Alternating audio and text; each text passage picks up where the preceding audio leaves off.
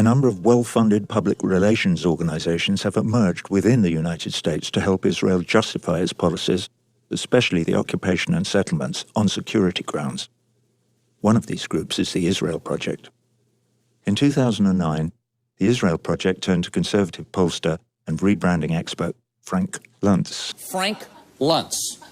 This is the man that reframed the estate tax as the death tax. Healthcare reform as government takeover of healthcare.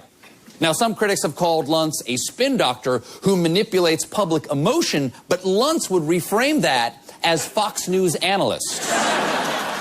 The Israel Project hired him to determine which talking points used by Israeli and US officials over time have been most effective in maintaining American sympathy for Israel. Luntz wrote up his recommendations in a 2009 report called The Global Language Dictionary. If you want to understand how the propaganda works, especially in the US, you need to read the Luntz document. He's really clear that the occupation and especially the settlements are a problem. And he points to polls that show a large majority of Americans actually think that Israel should retreat to the 67 borders. In fact, he says, when you talk about land in terms of 67, you completely flip American sentiment against you. But, and this is his solution, if you bring up the danger of terrorism, you win back the support. The key, Luntz says, is to claim that the fight is over ideology, not land, about terror, not territory. In fact, these three words, terror, not territory, summarize the basis of the propaganda campaign in the US. And Luntz goes on to say that one of the most effective ways to make the conflict about terrorism is to refer to an obscure political document written in 1988 by a small group of ideologues, the Hamas Charter, that calls for the destruction of Israel. Even though the Hamas leadership effectively disowned the charter a long time ago, it's been PR gold for Israel. Luntz research has discovered that when Americans hear the words of the charter, Israel goes from bully to victim, and sympathy for the plight of the Palestinians dissipates.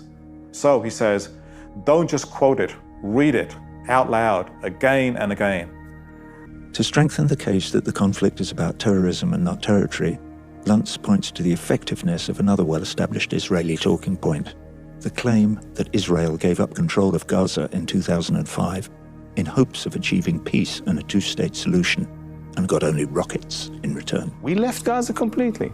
We had Gaza, they could have turned it into a flourishing, wonderful place to live in. Look at what they did. They turned it into a haven of terrorists coming from all over the world. It's completely untrue that Israel left the Gaza Strip.